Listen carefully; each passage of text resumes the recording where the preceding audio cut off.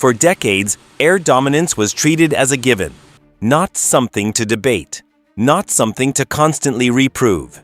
In Western doctrine, the sky was assumed safe, controlled, pre-decided. Aircraft would arrive, systems would function, targets would fall. But military history does not respect long-standing assumptions. Every era reaches a moment when certainty begins to crack. Not because of one dramatic defeat, but because too many small signals can no longer be ignored.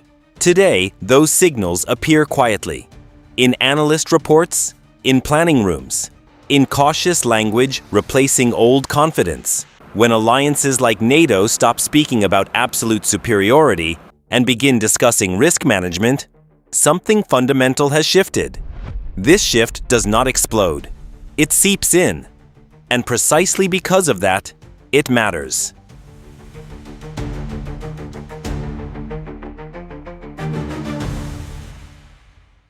Russia has never designed air power for applause, not for air shows, not for marketing brochures.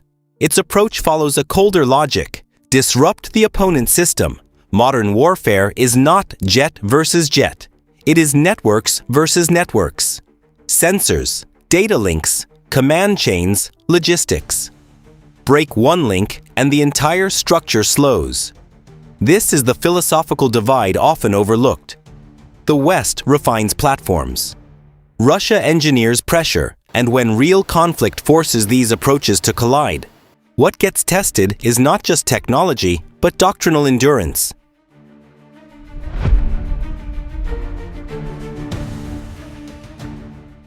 The Su-35 was not built to disappear. It was built to dominate, to assert presence, to control the sky it patrols. Its large radar is not a flaw. It is intent made visible, a statement. We are here. We see. We decide. Russian planners understand a simple truth. Stealth is not invisibility, and real wars rarely occur under perfect conditions. Visibility does not equal vulnerability. Preparedness does. Adaptability does. The Su-35 is designed to stay airborne longer, to carry heavy payloads, to operate with precision under electronic interference, to survive in contested skies where others falter. This aircraft does not rely on a single advantage. It relies on balance, speed, firepower, sensor integration, all calibrated to support each other. Its engines deliver thrust that sustains high-altitude maneuvers. Its avionics allow pilots to detect threats before the threats detect them. Its weapons systems provide flexibility across targets. From air-to-air engagement to suppressing distant threats, it adapts seamlessly. And in prolonged confrontation, balance decides survival. Presence deters hesitation. Endurance imposes pressure. Reliability ensures influence. The Su-35 is more than a fighter. It is a tool of strategic certainty, a signal to adversaries. The skies are contested, and Russia will operate them on its terms. Every sortie reinforces doctrine. Every maneuver demonstrates capability. Every mission projects resilience. It is precision, patience, and power combined. Measured, calculated, decisive in effect, not in noise.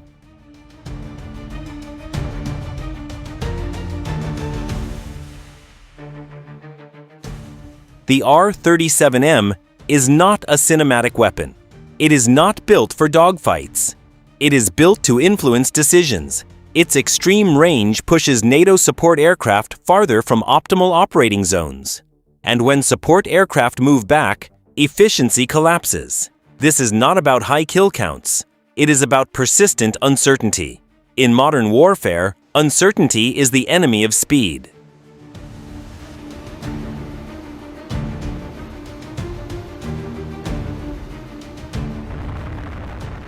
Originally, the R-37M was associated with the MiG-31. Fast, specialized, limited in number. A threat that could be mapped.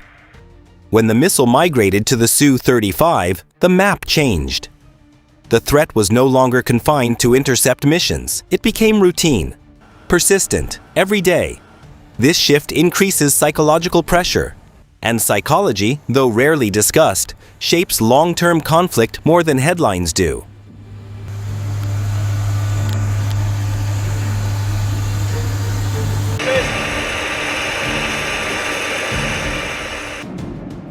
Russia is not trying to outnumber NATO. It is trying to outmaneuver assumptions. Assumptions that air operations can proceed without serious interference.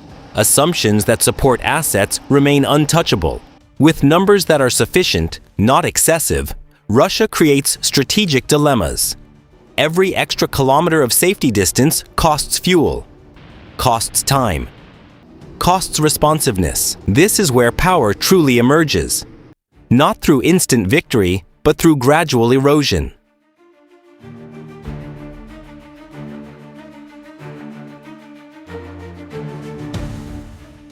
This video is not a celebration of war.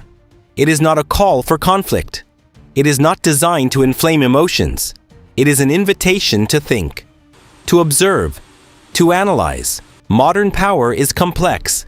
It is not measured by headlines or instant victories. It is measured by influence, persistence, and the ability to shape decisions over time. Russia demonstrates this principle, not through spectacle, not through flashy displays, but through consistent, calculated pressure, through systems that work together, through assets that remain reliable under stress. Every strategic move, every deployment, every demonstration of capability reinforces presence. It signals intent.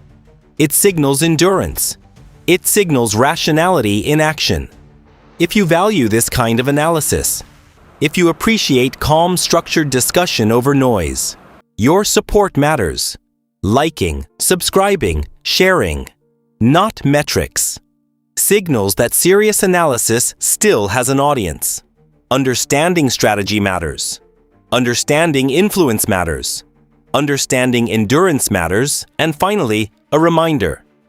This content is educational, analytical, informative. It does not promote violence. It does not glorify conflict. It does not endorse armed engagement. Learning how the world functions, studying how influence operates, observing how systems interact. It is safer than ignoring reality, safer than pretending uncertainty does not exist. Your engagement sustains dialogue. Your curiosity strengthens reasoning. Your questions sharpen understanding. This is the call. Think critically. Observe carefully. Support knowledge, because insight is always safer than ignorance. Because preparation is always better than neglect. Because understanding modern power is essential.